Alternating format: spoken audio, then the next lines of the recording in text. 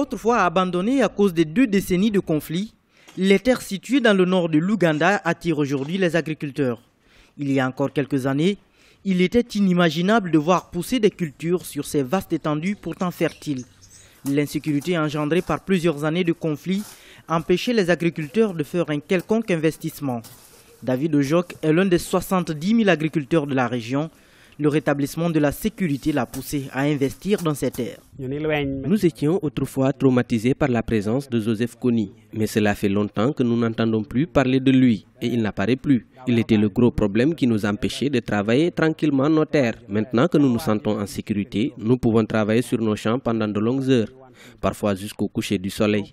Nous avons même pu élargir nos champs afin de produire plus. L'Ouganda a connu 2 décennies de conflits dont l'un des principaux acteurs était Joseph Kony, le chef des rebelles de l'armée de résistance du Seigneur. Depuis son inculpation par la Cour pénale internationale pour crimes de guerre, le chef de la LRA apparaît de moins en moins. Les communautés locales ont lentement regagné leur foyer et travaillent à reconstruire leur vie.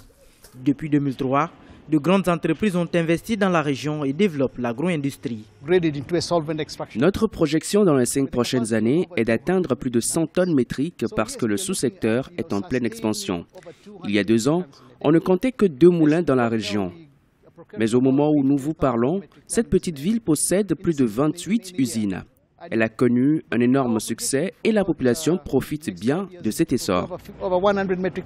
Outre la production agricole, l'industrie Mukwano souhaite investir jusqu'à 20 millions de dollars dans le raffinage du pétrole, l'emballage et la transformation des aliments pour animaux.